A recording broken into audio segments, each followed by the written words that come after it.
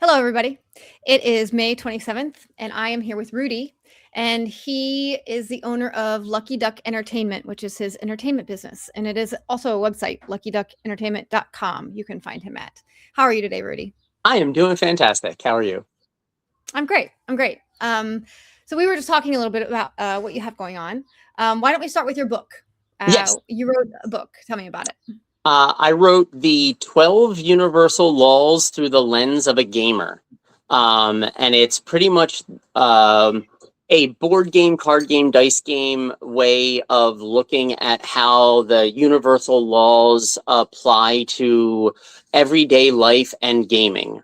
It does work for video games, but I find most video games are more competitive or team based. So you got to critique it a little bit to see how it applies to you.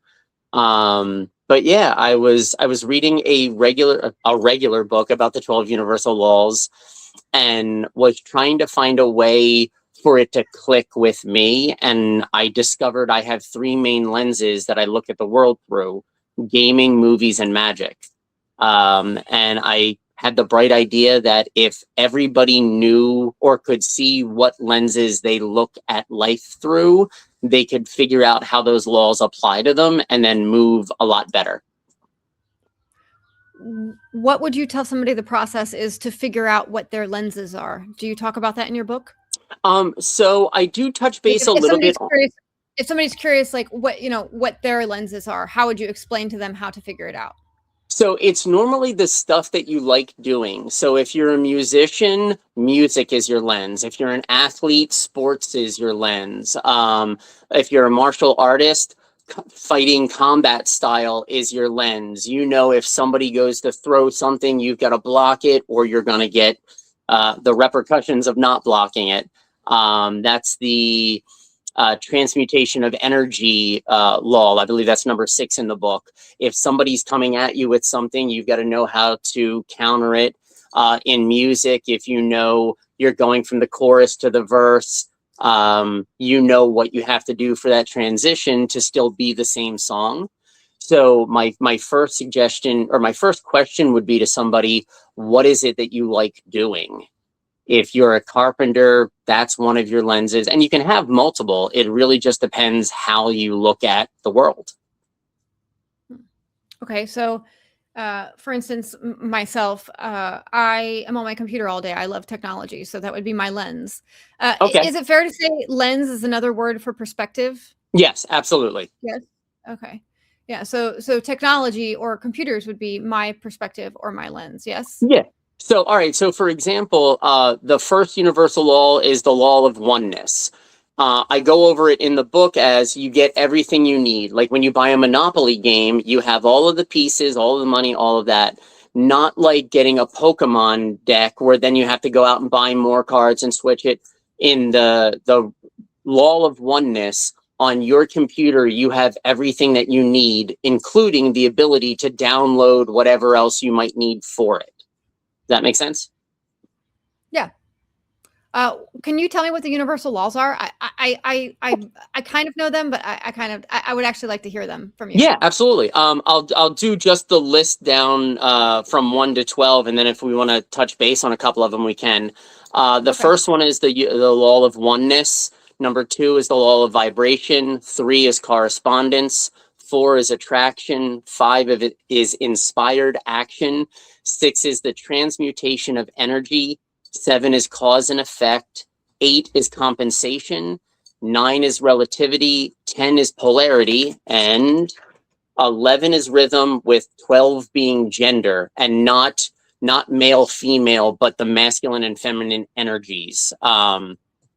Which I have a fun little anecdote I enjoy in the book about calling people out. They get too focused on male and female when it comes to masculine and feminine energy. Well, would you say male and female and masculine and feminine are the same? Male. So I would say that male and female is a general personification of a person, where the masculine and feminine energy is more masculine is get it done now, where feminine is the gestation period and making sure it works, which ironically, me and my partner, Crystal, are switched in it. I sit back and overanalyze everything before I pull the trigger. She is quick to jump and solve a problem, which not a good thing or bad thing. It's just how you make those work together. Right. So that's what that chapter in the book is about. It's more the planning phase versus the action phase. So feminine is more planning. Feminine is more planning. Masculine is more action. Yeah. Yes? There's the biological analogy for it is when a man does what he needs to do to make a baby, it's a one-shot thing, right? He builds the climax, delivers the payload, and then he's done. The woman then has to take that and bake it in the oven for X amount of time. That's the gestation period. So the guy that just goes up and moves the car without looking into why it needed to be moved, or do you have to move it somewhere else? It's the action versus analysis phase, or like planting the seed and then waiting for it to sprout. Interesting. I've never really actually thought about masculine and feminine in an in-depth way such as that, but I've never heard it explained that way before. Oh, It's interesting. did I do a good job? Yeah. Yes. Yeah. It's something I'm going to think about later. My wheels will turn about it. Yeah. So what kind of person would be interested in your book? What would you, what like, who's looking for your book if you're talking to them now? I would pitch this one specifically to any gamers. Again, card games, board games, dice games, even D&D a little bit factors into it because of the way you have to plan your character and your moves. I did do a podcast with a friend of mine who's a musician, and I had given him the book ahead of time, and I said, I want to hear what it looks like through your lens. He's a drummer. So I was expecting his lens to be how you write a song or how you build your drum kit. And he came with the point of view of being a band member on a show at a venue, and how you have to work not only with your band and creating your set list, but with the other bands on the playlist and the venue so that you get a very smooth running show. I was so caught off guard because I was expecting a different point of view from the music lens, but he came with his, which I forgot playing music was a part of being a musician. Right. So yeah, I like anybody that's looking for it. There's a lens to find it. We just got to get the books out there, which is why I give it away for free on Spotify or on Facebook. There's a free PDF version. I have enough other things that can make me money that it's important to get the idea out. I think if we all were moving better, we'd be playing a better game. And I like fun games. What is the name of the book? I don't think the 12 Universal Laws Through the Lens of a Gamer. It's free on Spotify by Rudy Reel. And if you don't have that version of Spotify or don't have Spotify, there's a PDF version pinned at the top of the Facebook page for the Church of Gaming, which is an organization I am trying to put together. Which is learning more about yourself by learning how you play games. Is that your Facebook page? It's one of my business offshoot Facebook pages. Mine is my name, Rudy Reel, or Lucky Duck Entertainment. Okay, and what is the name of that page so people can find it? Oh, that's the Church of Gaming. The Church of Gaming. Okay. Yeah. Okay. I kind of want to see that. That's on Facebook? Yeah. Can I look it up real quick? Yeah, absolutely.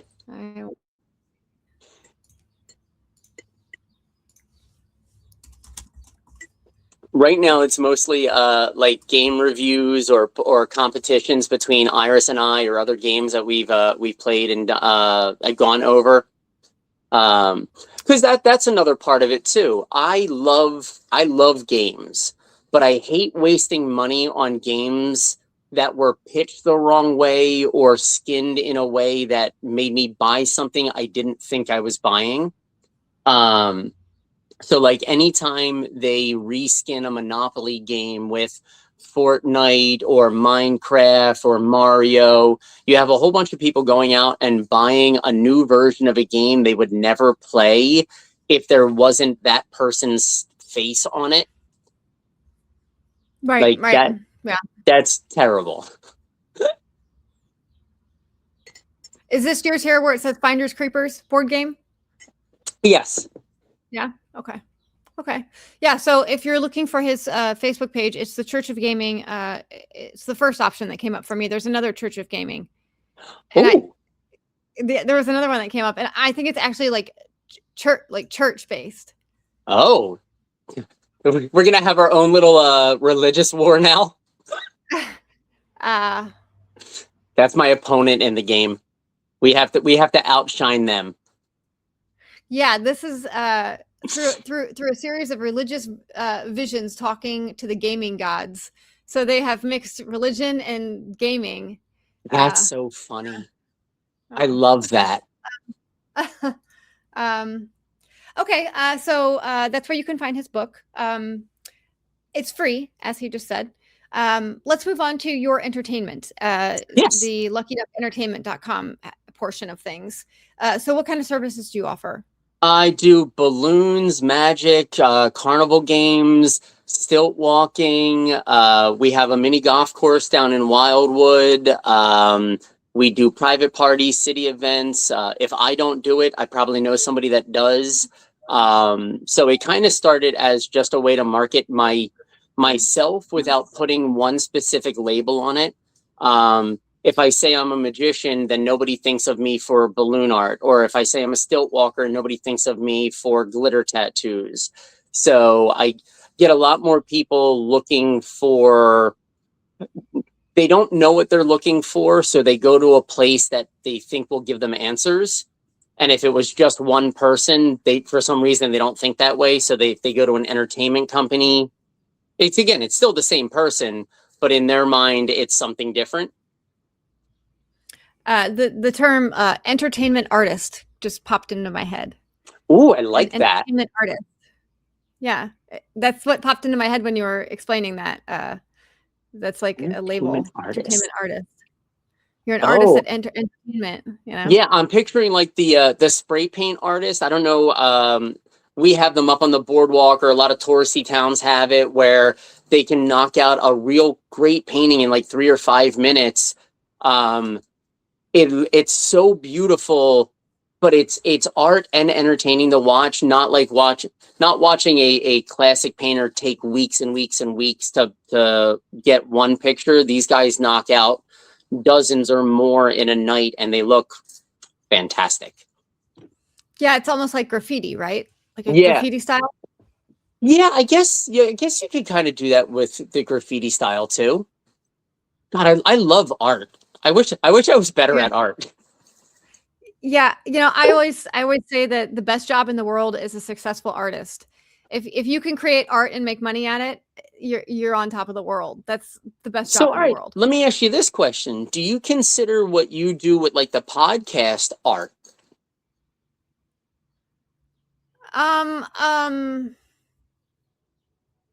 Because you're creating something for the world to see. I mean, I suppose. I guess I would consider more like my developing, like, because I develop websites. I'm a developer. I would consider developing more like my artist side coming out. And I also sell t-shirts. I design t-shirts. I sell t-shirts. Oh, I love that. So, that's literal art, the images I make for the t-shirts, actual traditional art. But I would say I love literal art, but not literary art. Yeah, right. Yeah, so if you ask me what my art would be, I'd probably say websites. I love that. How do you, How did you start seeing that as art? And then what's your metric for what's a good website versus a bad website? Well, I went to college for computers, and when I got out, I got a job as a front end developer, which is basically creating what you see on the website. It's all Okay. like the design stuff. You know, you code what it looks like. And soon into the job, he required me to become a programmer. And when I started doing programming, I felt like I was losing myself because I wasn't creating visually something to look at. Programming is all like behind the scenes of how things work. It's like databases, and when you push this button, the code behind the scenes makes the button do something. That's what I moved towards. And after a while, I ended up quitting that job because I didn't want to be a programmer, and that's what my job turned into. So I think when I started realizing, I'm losing myself because I'm not creating something visually that's nice to look at. Um, uh, I would say that's probably when I realized that what I did was it's different from your typical coding job, which, there's an art aspect to what I do because I create what you see. Yeah. Visually, what you see is what I Oh my what I like to God. create. So this is a crazy question, and I don't know if I don't know how I feel about the world that would become. But do you think there would ever be a time where there would be like a museum for websites where you would actually go around and see? Well, there is. It's called the Wayback Machine. If you go to the waybackmachine.com, I don't know if it's still. Oh my God, that's right. And they showed the websites from like the They early show 90s old and stuff. websites. Yeah, yeah. It's called the Wayback Machine. Oh, I forgot about that. I did hear that a while ago. So as a Well, modern artist, do you look at those websites and be like, "Oh, I can't believe they did that like that," or it's more like I can't believe that they used to all do it from memorization. Like most of the code I don't have memorized. AI helps me like with like how to put things together. Like okay. a a lot of developing is going and finding the code and implementing it. It's not memorization. Like there's no way that anybody could possibly memorize all of the code that that we use and deal with. So for me, it's more like they did it with very little resources. All of the coding back then. Um, Yeah. Again, I guess as just an observer of that art, I don't know what goes into making it happen. Like the old artists, I don't know how they made paint. That's a whole other aspect of right, it that you wouldn't even think of. Like, oh, they had to bash berries and dry stuff or whatever. I never right, thought right, right, about right. memorizing the coding. Yeah. Wow. Yeah, and there's a lot of different technologies now, coding technologies, like different frameworks and useful libraries that, instead of having to like write out six words, it's six letters as an abbreviation that stands in place of those six words. So there's lots of like scaling down in order to make things easier that have happened over the years. So yeah, I would just be impressed with just the amount of like memorization that they have to memorize. Yeah. Oh. Well, I remember when we used to have to remember phone numbers of our friends and family. I don't remember Or we had my the little phone book where number. we wrote them all down. Yeah, like I still remember my childhood phone number. I I do can't too, remember yeah. my mom's phone number, and I bought her the phone. Like it's so crazy. They take the need away, and then we forget how to do it. Yeah, yeah, yeah, we lose space in our brain for that. That's crazy. I wonder what else throughout time was normal that we take for granted isn't normal now. GPS, directions. Oh my I God. swear the GPS is the single most valuable invention anybody could have ever created. To not have to stop and ask for directions and to know where you are, that's I don't know huge. how entertainers traveled around without MapQuest or something before. I think of that every time I have to go to a different state Yeah, or even like further up Jersey. I go, if I didn't have this phone telling me, I wouldn't be here. exactly, exactly, and you'd have to walk into some scary place and ask for directions, like, I bet there's a lot less, like, murders and, like, bad things that happen to people because they don't have to walk into a scary place to ask for directions. Oh Uh, my God. yeah, the GPS, I would say, is the single most best invention that we have as humans. I like I'm that. sure the military would agree. I'm sure the government would agree. I mean, I'm sure the airplanes would agree. Like, all of just directional help, to know where we are in the world. That's probably the Do biggest. we think that's a safety thing?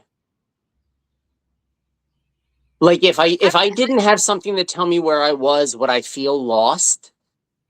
Yeah, I mean, I would, Wow. because it gives me a certain confidence to know, yeah, I can get there. I have a GPS. Like otherwise, I'd be like, I'm not going to go. I don't have the confidence to go because I don't know where I'm going. So it gives you confidence, I think. I love that. Yeah. It's so funny. I've never thought of GPS in this way or this depth before. I thought it's something I think about often. And I'm single. I've been single for like 7 years, so I'm always by myself in the car. I like. So I think anything that can make me more independent and can make my life easier as an independent person, I'm thankful for. And the Okay. GPS is. That's so, yeah, it gives you the strength that I would need from having a friend telling me how to get, yeah, somebody holding the Yeah, map. yeah, yeah, Wow. yeah. So, okay. Oh, and I know you're, or I've seen videos of yours about being celibate. I don't know if that still applies, or Yes, is yeah. does having that ability to have the GPS or have podcasts where we feel like we're talking to somebody, or even like the TikTok lives, it helps us get connected to people that aren't around us. But does it stop us from connecting to people around us, or pushing us to go to where there are people we connect with? I think that's strictly individual based because I get out into my community. I walk. I live in a college town, so I walk every day. I walk. I go walk every Okay. day. Like right now, I'm doing a website for the neighborhood bar. So like I went down and sat with her at her bar. I don't drink, but I just sat with her. Like so I make sure I make sure that I get out into my community. And it takes effort. It takes more effort to do it in physical though than it does on the internet. I think that's why Yeah. less people do it. It takes more effort, and See, there's more chances of stuff going wrong because you can't just push the X in the corner of the screen to make the window close. You're stuck there, in person next to oh. somebody. So I think it's maybe more intimidating for people. So, we were talking about this with how I am with my games. I like seeing if I choose the wrong path, how I can still make it work. I would love to go to the local place and have it the chance of things going wrong be more, because then the win feels like I accomplished something more. Yeah, absolutely, absolutely, Wow. Can I absolutely. ask what games or what style of game you play, if at all?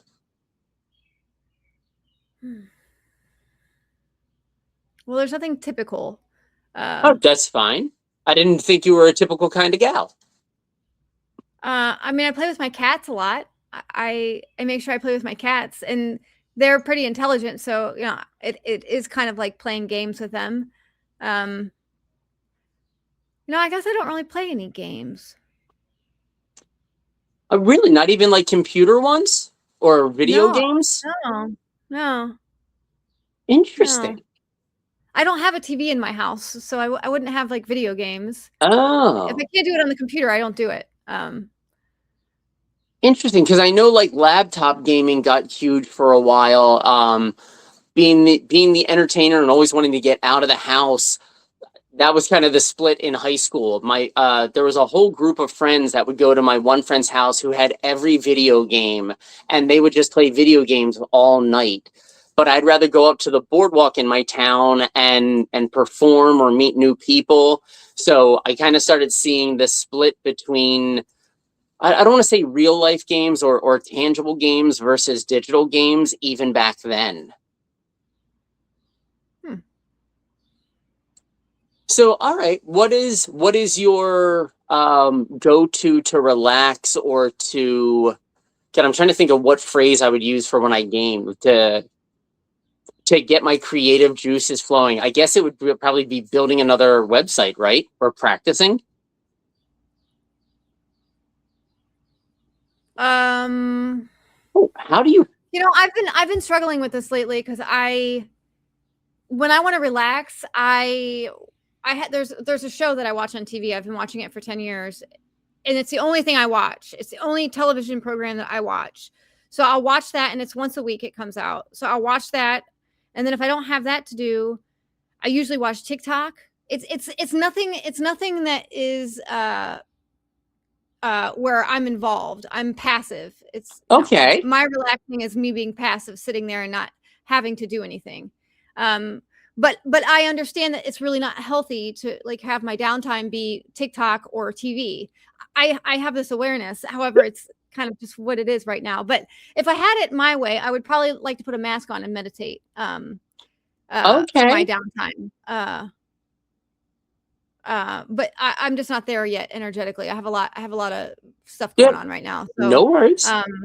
and then I also like tennis is kind of like a game. Yeah, it's absolutely a game. And swimming. I was a swimmer most of my life. So that's So like where the when you played competitive. tennis, did you play doubles or singles? I just played like leisure. It wasn't like Oh, okay. it's just something I enjoy. I enjoy trying to not let the ball pass me, and I enjoy. It's satisfying to hit the ball with the racket, like the action of hitting the ball with, and the sound that it makes.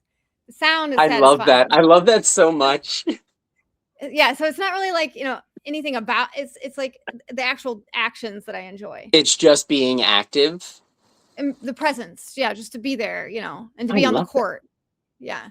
How does that balance when you're in front of the computer working where you're alone and not moving, or does that get your mind moving enough that you feel active? I walk a lot. I'm pretty active.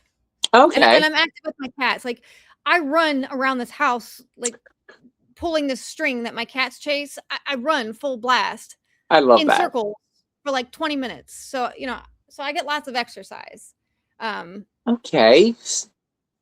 I Yeah. love that. So yeah, so your relax or your downtime, your unwinding is being active. Yeah. Yeah. I'll go for a walk. Well, because I understand energy and I understand the human body and how energy works in the human body. And to actually unwind, you need to release energy. To feel like you've unwound, you need to release some sort of energy. And in order to release energy, usually movement, or like brain stimulation of some kind, is how you release energy, or talking, singing. Eating is actually releasing energy. That's why a lot of people eat to relax. uh Yeah, I had to stop doing that. yes, you just lost a lot of weight. How did you Yeah, lose all your weight? 160 pounds. I went from 330 to 170. How did you do it? Um, I Don't say started, Ozempic. no, all natural, nothing like that. Okay. It was figuring out why I was eating, what I was eating, and when. So a lot of it is ritual or habit. Oh, it's breakfast time, I've got to eat. It's lunchtime, I got to eat. It's dinner time, I got to eat. I'm going out with friends, I got to snack. And I'm going like, so I'm not really eating because I'm hungry. I'm eating because that's what's happening around me. I can change that. The drinks I was taking, I used to self-medicate with Monster energy drinks Mhm. enough to probably kill a horse. Like 4 of the big containers a day was my average. Sodas, especially diet sodas, that was what I started drinking from morning, noon to night, to all the way up until I went to bed. Now it's water and tea, and black coffee, which helps that I have a coffee company. So cutting out Right. all the We'll talk about that. unnecessary stuff. I switched from sugar to stevia because the way your body breaks it down isn't the same. I don't do milk anymore. I'm actually kind of phasing out almond milk as well. I haven't eaten at a restaurant since I think it's going to be 11. Oh no, it's a year on in June. I think last June was my last meal at a restaurant.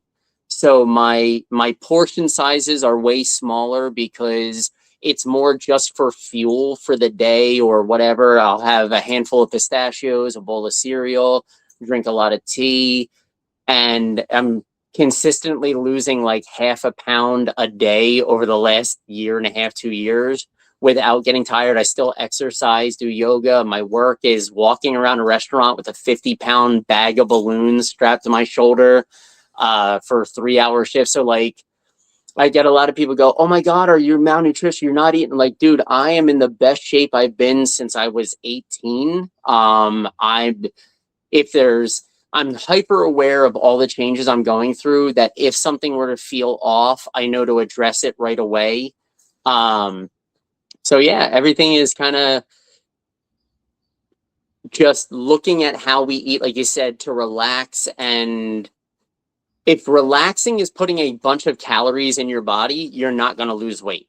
But if relaxing is getting out and walking around the block, you're still burning that energy in a beneficial way, as opposed to a way that's packing on the pounds. Yeah, absolutely. You're absolutely right. You have a somebody who lives with you, right? A partner? Yes, Partner? Crystal. Does she eat the same as you? Did she eat the same as you, or was that like a transition that you had to go through with her? So it was actually, she's like 5'2" and 115 pounds, no matter what it was that she would eat. I would watch Okay. her, and when I had first gone on the diet that didn't stick, even though I enjoyed it, it's not manageable when you're doing it for the wrong reason. I would watch her eat the most horrific bags of candy. I think icing right out of the tub. Like, it didn't matter what she ate, she couldn't gain weight if her life depended on it. Meanwhile, if I had a slice of cheese on a burger, I put 2 pounds back on. So it wasn't the changing the food. It was like, you know what? I feel sluggish after I eat the chips because they're greasy. I'm gonna switch to pretzels. And stuff like that started changing. Having the For soda her. or the juice, yeah, for her, having the soda or the juices didn't make her feel the way that she wanted to feel afterwards. But the tea, now she still has sugar and milk in her tea, but it's not sodas. It's not, we used to drink V8 a lot. The sugars in there kind of offset all the vegetables you're putting in. So we switched to making our own teas, or doing like lemon water, clove tea, and then not freezing it, but putting it in the fridge so you have clove water or cinnamon water the next day. Gives you Never that thought of that. burst of flavor you wanted. So the chips was a big thing for me when I was starting to switch. And I found that if I did thinly sliced cucumbers with the stevia sugar, it had a sweet taste like watermelon, but a crunch like potato chips. And I was eating half a cucumber, because when you slice it thin, it piles high on a plate. And I was like, dude, this is so much better. It's so much cheaper than a bag of chips. It's healthier than a bag of chips.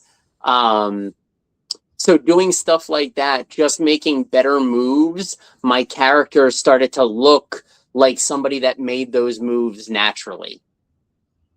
You say stevia. Have you ever tried honey? Do you use honey as a sweetener? I do in my cereal. Oh, okay. Um, Okay. but Okay. yeah, I love honey. And I'm starting to get away from the stevia as well. I used to, in the morning when I would make my tea, put 3 or 4 stevias in it, and then when I was halfway through and I would top it off, I would add 3 or 4 more stevias in it. And it got to the point I was like, man, this is really sweet. So now, after I put the first set in the morning, whenever I top it off, I don't put any more in. So I've gone from using like 12 or 16 packets a day to 4, Oh, without feeling like I'm cheating myself of something, because I think it was a ritual, or just conditioning, that whenever I would make a cup of tea, I would put 3 or 4 stevias in it. When I realized I didn't need to do that because there's still sweetener in it, I broke that cycle. And now I'm not compelled to do it every time I top off. I drink a lot of tea. I drink loose leaf tea. I have the little screen that I put. I Oh, have a special cup with a screen. Yeah. So I drink. My favorite is Earl Grey. I buy like Earl. There's this place near me that it's a natural food store, and they have organic loose leaf teas in big mason jars, and you scoop it Nice. out We have yourself. something like that too. Yeah, and I get like a gigantic bag, and you zip tie it and put your own price on it and everything. So Love that. I'm there with you with the tea. There's something comforting about a cup of tea, even at night. At Yeah. night, like I almost can't go to bed unless I have a cup of tea, and it has caffeine in it, but I still go right to bed. Uh, yeah, I agree with you on the tea. It's Tea so is good. it's a lifestyle. Tea is a lifestyle. It really is. I don't want to be like the guy. Oh well, I'm a tea drinker, but yeah, it It's a is. Like lifestyle. I go to when I go out to restaurants. So I work at restaurants, and they're always, oh, can I get you this? Can I get worst best case scenario? I'll grab a cup of tea, and dude, just something about holding a cup like this, and Yes. I agree. it feels so good. I agree. Where are you located at? I'm in South Jersey, near Okay. Cape May in Atlantic County. What is your radius that you do as far as like work for the entertainment business? If somebody calls Um, you and wanted you to come do it. Depending on my availability and the price, I'll go anywhere from I performed in New York, Massachusetts, Texas, Okay. California. Yeah, like I'll go anywhere. Do you have pricing on your website, or is it like custom? They have to contact you and you give them a price. So it's custom because I actually just had a nursery reach out to me about an event they're doing in June, and their first question was, "How do you do events? Are they like 4 hours, 2 hours?" And I was like, "Well, wait a minute. Like, what are you calling for? You're a nursery school. What event are you doing for 4 hours?" And she goes, "Oh, well, we only have like 35 kids."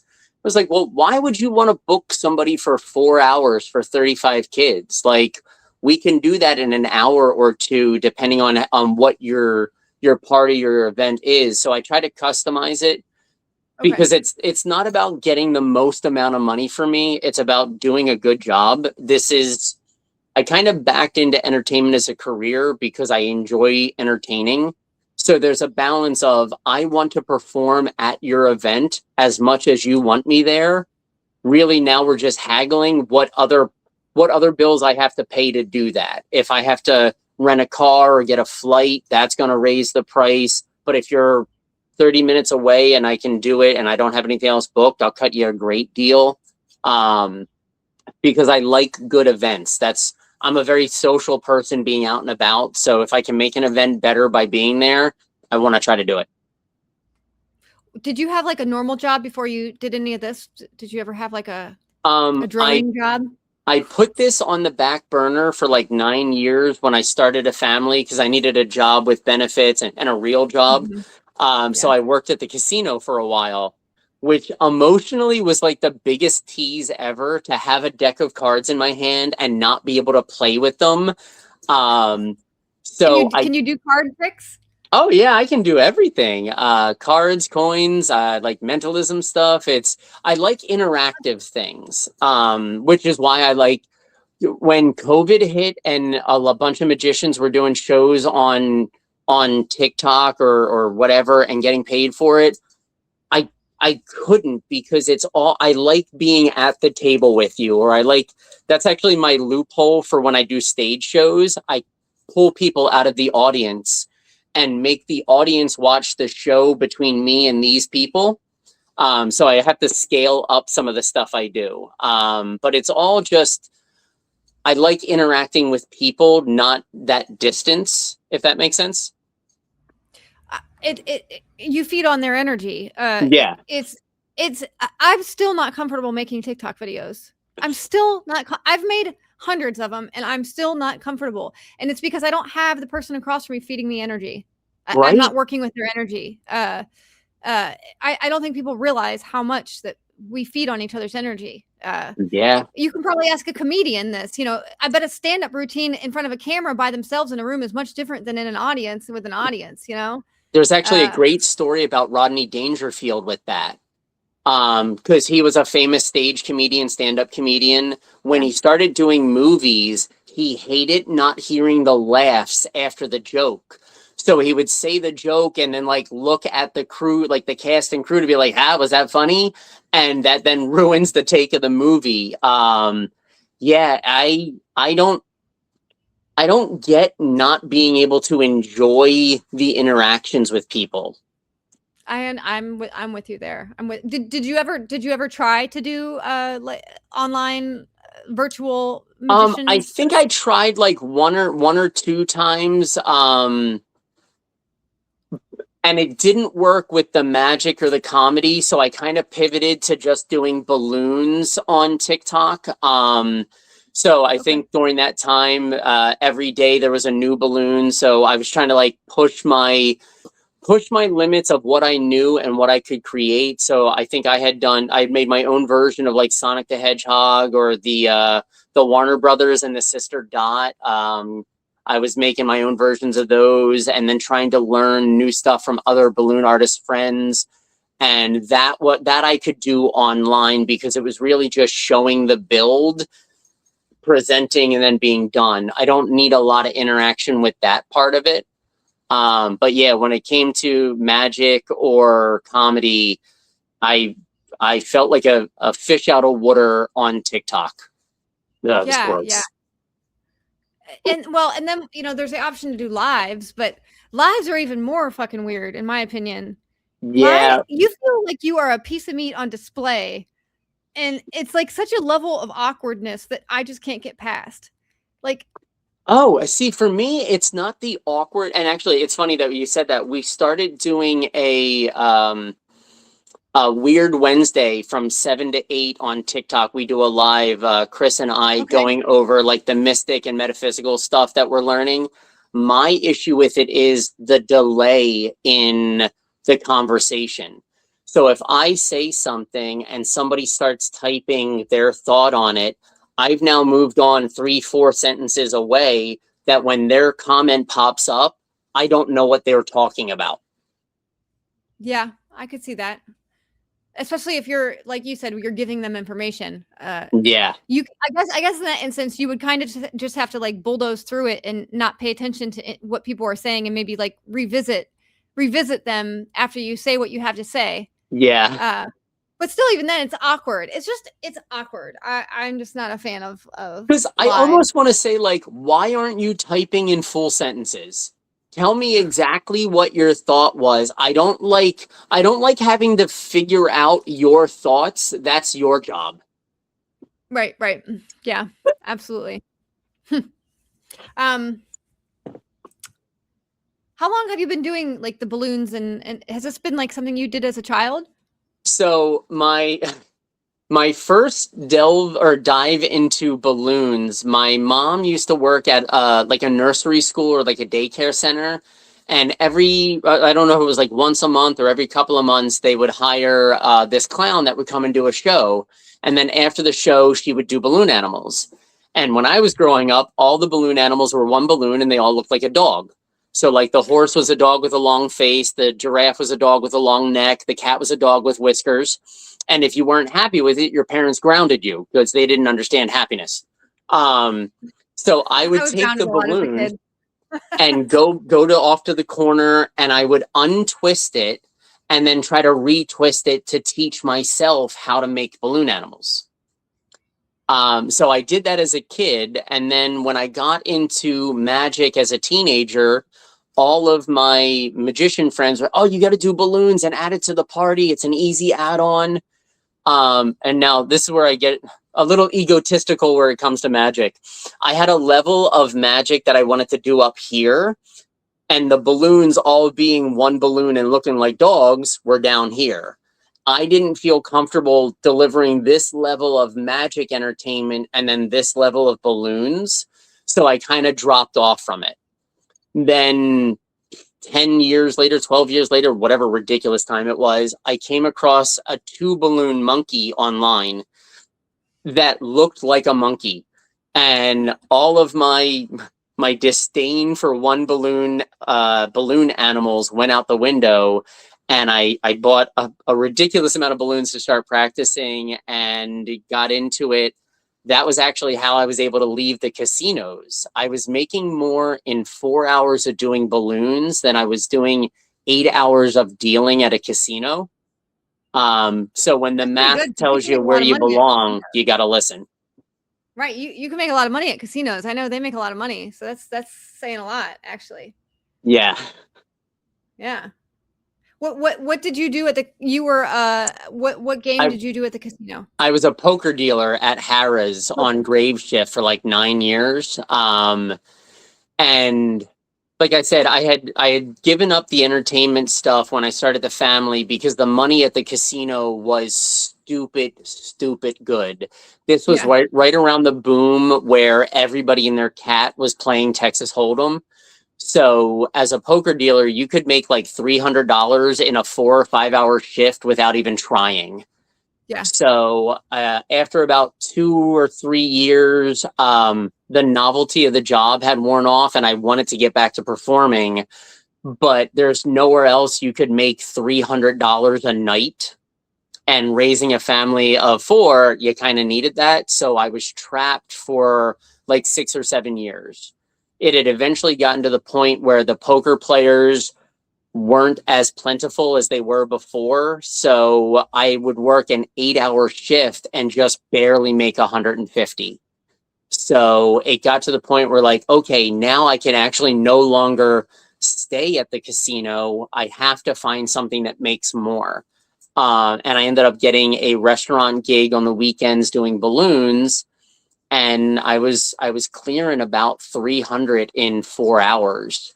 So I was like, hey, you know what? This is the call to action that it's time to level up, switch games. I left the casino and dove headfirst into entertainment, and I've been doing that, I want to say 12 years since then, something like that. What is your favorite part of your entertainment business? What's your favorite thing to do? Oh, that's a great question. Telling terrible jokes. If Okay. I can get the groan from somebody, that is what's 100% what I do. I make a joke about saving the balloons, like after I break them, and I save them for later because balloons are expensive and I'm cheap. And I go, well, the price is going up every year. You know why, right? Inflation. Oh. Right. It's so bad. I love that joke. I tell that joke 3 or 4 times a day for the last 12 years, and I'm still not tired of it.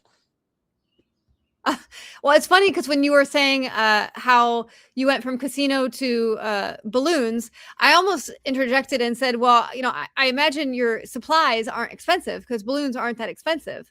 Huh. But are They they expensive? shouldn't be, Are but they? so the way I buy them, I'll drop like $700 or $800 on a balloon order each month. Yeah. There's another balloon comedian show that says I spend $10,000 a year on latex, and explaining that to my tax guy is super confusing. Oh, that's funny. Do you have like a place that you order it from? Do you have like is there like a latex factory? So there used to be Balloon primarily factory? 1 or 2 companies that were the big names in the balloon world. One was Qualitex and the other was Bellatex, I believe it was. Once COVID hit, uh, the entertainment industry, especially doing balloons, took a huge hit. Yeah. So Qualitex ended up closing, and now there are like 5 or 6 companies trying to fill that spot, and it's not the same level of quality across 5 companies that you had in one. So I'm no longer able to mouth inflate, which was one of like my pride points, that I could mouth inflate those balloons, because every table's had an uncle or a dad or somebody that tried buying balloons to make them for the kids party, and you can't, Blow because 'em the up. pump it comes with breaks as soon as you pull it apart. And to mouth inflate, you gotta have intention, you gotta know what you're doing. So for them to watch me mouth inflate, like, oh, that's great. I think that helped in the tips too. But now that the strength of the balloons is spread out between 4 or 5 companies in my bag, I don't know which one I'm grabbing. So I'll Hmm. go to mouth inflate, and it might be a thinner latex, so I overinflate it. Or if it's a thicker one, I haven't prepared for that level of pressure.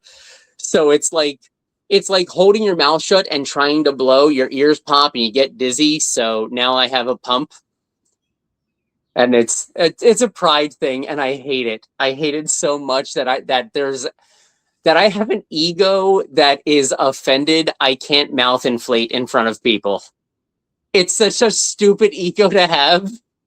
I mean, I'm in perfect understanding with you. I can't relate. I can't relate because I've never had that feeling, but I totally understand where you're coming from.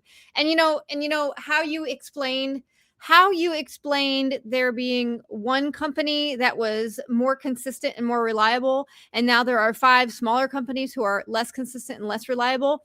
That's like the perfect persona of what the US has become, because Yep. that's how these small businesses get put out of business, is because that one business provides that quality and that consistency, when that's what people actually want. They want they want to be able to rely Yeah. on it. The And same then thing every somebody single buys time. them out or makes it Yes, yes, harder. yes. And that's It's like the epitome of capitalism. But it's coming straight from, the consumer's mouth, which is you saying, yep. well, I like the convenience and I like the reliability of it. So Yeah, I much preferred the one company. yeah, yeah, yeah. Yeah, yeah. So that's kind of off topic, but it just kind of like clicked when you said that. Like that's why, we have capitalism. Uh yeah. So let's talk about your coffee company. You Yes. coffee, right? What's Yeah, the name of the coffee it's company? Love More Coffee Company online. We do online orders. We have a couple of cafes in our area that serve it as their house blends. And we do like farmers markets and events and festivals and stuff like that. Is this your Again, website, this Love More Coffee Company? yep. And I've recently It's started nicely telling done. people, what was that? Oh, thank you. I've recently started telling people I don't want to think of it as a coffee company. I want to think of it as a community company that uses coffee as a vehicle. To transport what? Oh, so to transport community. So Okay. we sponsor a podcast that goes over movies on Tubi. There's a comedian friend of mine from the Poconos that started a YouTube or like a limited series podcast is what she calls it, and it's her story of how she's reclaiming herself and her journey on becoming a comedian. So what we do is we give them coupon codes where their listeners get 10% off and they get a 20% kickback of the profits, because I want to help cross promote everything. It's not about making the money and buying my 4th house. At this point, I'd just like to pay off my car. It's about getting people out and being social. There's a BMX racer we're trying to sponsor to help him get a bike, because those bikes are hella expensive. Mm-hmm. So if we can help his friends and followers, give him some money by buying something they were going to buy anyway, don't give it to Walmart, give it to a local company and a local group. So yeah, I kind of want to make that the selling point of the company and not necessarily the coffee, which my business partner hates that plan. Uh, well, that's why you're partners. You both have a say, right? Um, where does your coffee come from? Do you get it from a certain like country, or is it? So it depends on the brand. Some of them are European, some of them are Spanish, some of them are French, some of them are Hawaiian blends. We just got started macadamia and hazelnut. Those smell delicious. Are those sweetened? Are those flavored unnaturally? Or No, I always look it's for coffee. I always look for flavored coffee, but it's always flavored in with artificial flavors, or natural flavors is what it's called, but they're not natural. Yeah, that's the loophole for it. A Right. lot of these are done with the way that they're roasted. We don't do our own roasting yet because we're still a small company. We have a distributor that makes it for us. But what they'll do is they'll take different blends from different things and add them together that give those taste notes. Like the first blend that we got is the Identity Dark Roast that has dark chocolate, smoky raspberry, and anise or like licorice flavorings to it. So drinking it black, like you don't need the creamer to get flavor, but it's not super overpowering. Where if you go and you get that like pumpkin spice, we have a pumpkin spice that tastes more like the ginger cookie or the not gingerbread cookie, but like more like the cookie. It's not overpowering like chemical tastes, if that makes sense. Yeah, absolutely. Um, That's I can't so stand the I think the chemical. way they do it is by the different beans that they blend with it or the different roasts for it. The one that you have that is the raspberry and the dark chocolate, is it actually roasted with raspberries and dark chocolate? Is that actually what gives it its flavor? So I think that's one of those things where the other beans that get roasted with it taste like other stuff. So rather than them saying, well, we do this bean, this bean, this bean, and this bean, they say these are the taste notes for it, and then it's just a dark bean roast. Oh, Um, okay. but yeah, the person to contact for that would be Chris at lovemorecoffeecompany.com. She knows more of the behind the scenes stuff. I'm more the pretty face. Well, you're the front man, you're Yeah. the that's what you do with your entertainment business. It's your personality. It's probably what you're best at. Yeah. So you're probably doing what you should be doing, the best place for you. Thank you. You're welcome. Well, I have really enjoyed talking to you today. I enjoyed talking Thank to you you for too. asking me questions about me. I have an awareness that you actually asked me questions about me. You wanted to learn about me, which makes me feel good. So thank you.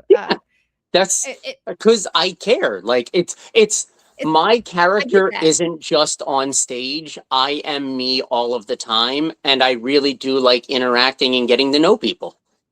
Yeah, I get that. I feel that from you. I feel an involvement from you. An effort I feel from Thank you. you. Effort on communication. So excellent. So thank you so much for being here with me today. My pleasure. Thank you for having me.